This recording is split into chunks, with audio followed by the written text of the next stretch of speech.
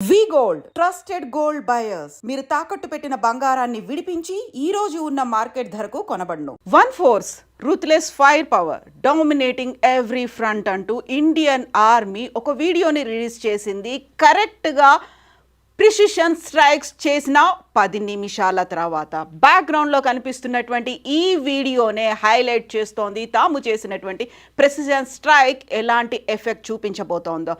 ఎవరు ఎక్కడ ఎలా దాగి ఉన్నప్పటికీ మేము దాడి చేస్తాము, దుమ్ములో ఉన్నా చీకట్లో ఉన్నా ఎక్కడున్నా మేమేంటో మా పవర్ ఏంటో చూపిస్తాము అంటూ ఆర్మీ తన వీడియోని రిలీజ్ చేసింది. 9 ప్రాంతాల్లో టార్గెటెడ్గా కేవలం అక్కడున్నటువంటి ఉగ్రమూకలు ఏవైతే బంకర్లు ఉన్నాయో, ఎక్కడైతే హెడ్ క్వార్టర్స్ ఉన్నాయో వాటి మీద మాత్రమే మేము దాడి చేశాము. అక్కడున్నటువంటి సివిలియన్స్ కావచ్చు, లేకుంటే అక్కడున్నటువంటి ఇతర ప్రాంతాల్లో ఉన్నటువంటి స్థానికులకు ఎవరికి కూడా ఎలాంటి నష్టం కలిగించకుండా కేవలం 9 ప్రాంతాలకి సంబంధించి ఆల్రెడీ ఇక్కడ మనం వీడియోలో చూస్తున్నట్టుగా అర్ధరాత్రి జరిగిన ఈ ఇష్యూ తర్వాత, ప్రెసిషన్ స్ట్రైక్ తర్వాత మొదటగా పుల్వామాలో జరిగినటువంటి దాడికి సర్జికల్ స్ట్రైక్ అని నామకరణం చేసుకున్నటువంటి ఇండియన్ ఆర్మీ ఆ తర్వాత పహల్గామ్ దాడి తర్వాత భారత సైన్యానికి పూర్తి స్వేచ్ఛనిచ్చాము అంటూ క్యాబినెట్ అనౌన్స్మెంట్ చేసింది. తర్వాత ఇప్పుడు ప్రెసిషన్ స్ట్రైక్ చేశాము కేవలం ఉగ్ర మూకలు ఎక్కడైతే ఉన్నాయో వాటి మీదే అనేది. ఇందులో లష్కరే తైబాకు చెందినటువంటి హెడ్ క్వార్టర్స్ మీద దాడి జరిగింది.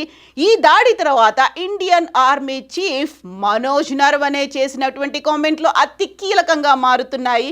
పిక్చర్ అభి బాకీ హై, ఇది కాదు ఇంకా ఉంది, ముందుంది, చాలా జరగబోతోంది అనేటువంటి కీలకమైనటువంటి వ్యాఖ్యలని మనం చూసాము. ఆ తర్వాత జరిగినటువంటి ఇన్సిడెంట్స్కి సంబంధించి ఇమ్మీడియట్గా క్యాబినెట్ భేటీ జరిగింది.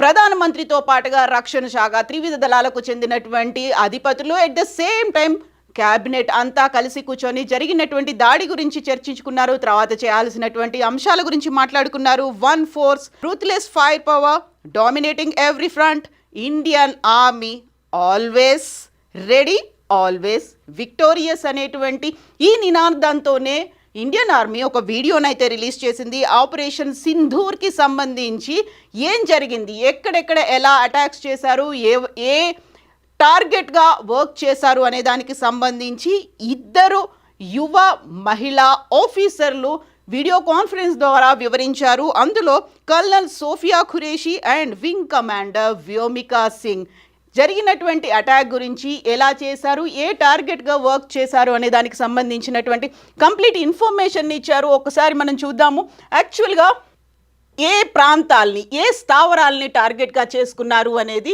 ఈ వీడియోని ఇండియన్ ఆర్మీ రిలీజ్ చేసింది, ఫోటోల్ని, వీడియోల్ని. సో టెర్రరిస్ట్ క్యాంప్ కోట్లీ గుల్పూర్లో ఉన్నటువంటి టెర్రరిస్ట్ క్యాంప్కి సంబంధించినటువంటి ఒక ఫోటో. ఖచ్చితంగా అక్కడ ఉన్నటువంటి టార్గెట్ ఏదైతే ఉందో ప్రిసైజ్డ్గా ప్రెసిషన్ అనేది అక్కడ ఉంది, దాని మీదనే మేము అటాక్ చేసామనేది చెప్తున్నారు. అండ్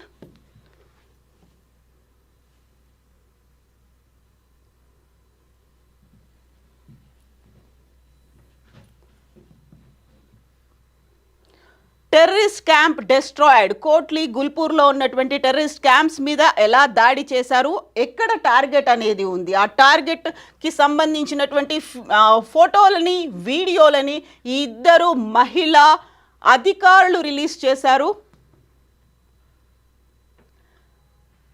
బిలాల్లో ఉన్నటువంటి ఇంకొక టెర్రరిస్ట్ క్యాంప్ ఇది, దీన్ని కూడా మేము డెస్ట్రాయ్ చేశాము అనే దాంతోపాటుగా అతి కీలకమైనటువంటి ఇంతకుముందు మనం చెప్పుకున్నటువంటి 2 మహిళా ఆఫీసర్లు సోఫియా తను, ఆ తర్వాత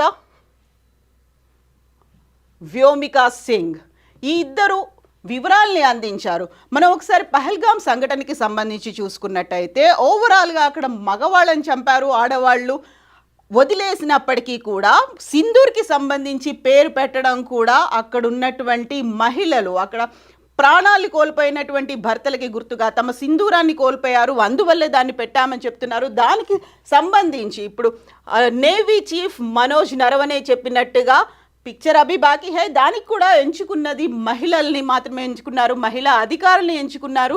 సో ఇక్కడ మనకు అతి కీలకమైనటువంటి ఇంకొక వీడియో కనిపిస్తోంది. వాళ్ళు రిలీజ్ చేసినటువంటి క్యాంపుల్లో ఏవేవి డిస్ట్రాయ్ అయ్యాయి అనేది.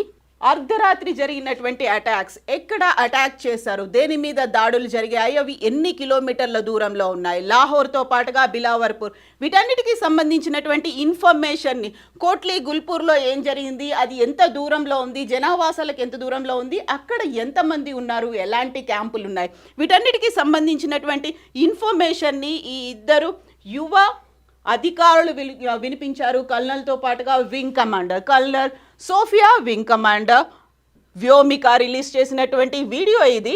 దీంతో పాటుగా యూజువల్గానే ఇప్పుడు మనకు ఒక డౌట్ వస్తోంది, ఆపరేషన్ సింధూర్ అనేది ఎందుకు పెట్టారు అని. ఆపరేషన్ సింధూర్కి సంబంధించి అర్ధరాత్రి 1:30 తర్వాత జరిగితే 1:44కి ఆపరేషన్ సింధూర్కి సంబంధించి ఇండియన్ ఆర్మీ ఒక ఫోటో రిలీజ్ చేసింది, జస్టిస్ ఈ సర్వ్ జై హింద్ అనేది. సో ఇది చాలా కీలకంగా కనిపిస్తోంది. ఆపరేషన్ సింధూర్లో ఎందుకు పెట్టుకున్నారు అనేది. సింధూరం అనగానే మనకు భారతీయ మహిళలకు సంబంధించి, వివాహితలకు సంబంధించి కనిపిస్తోంది. అండ్ అక్కడ చాలామంది భర్తల్ని కోల్పోయారు, 28 మంది భర్తల్ని కోల్పోయారు. దానికి గుర్తుగా సింధూరం అని పెట్టుకున్నారు. దీంతో పాటుగా కశ్మీరాన్ని భారతదేశానికి సంబంధించి ఒక హెడ్ భాగంగా చూస్తుంటారు. అండ్ సోషల్ మీడియాలో విపరీతంగా ట్రెండ్ అవుతున్నటువంటి ఫోటో భరతమాతకి సింధూరాన్ని అద్దినట్టుగా ఉంది అనేది.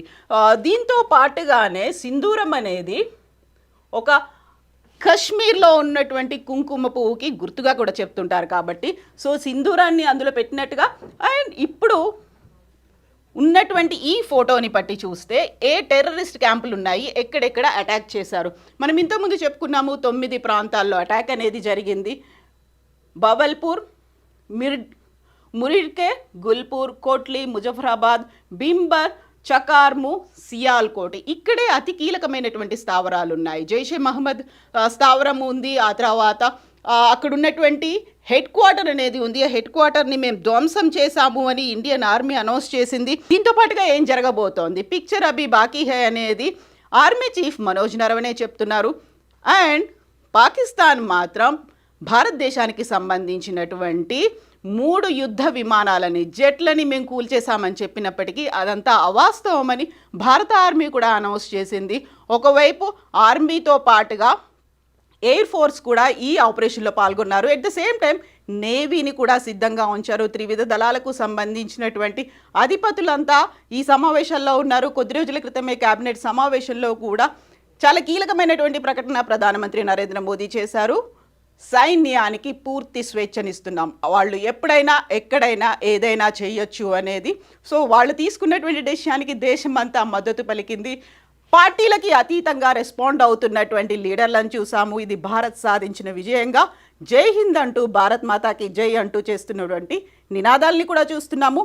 అండ్ పాకిస్తాన్ మాత్రం మేము ఎప్పుడైనా అటాక్ చేస్తాము, ఎక్కడైనా అటాక్ చేయడానికి రెడీగా ఉన్నాము అనేటువంటి మాటని పాకిస్తాన్ కూడా చెప్తోంది. ఒక రకంగా చైనా అయితే దీన్ని ఖండిస్తోంది.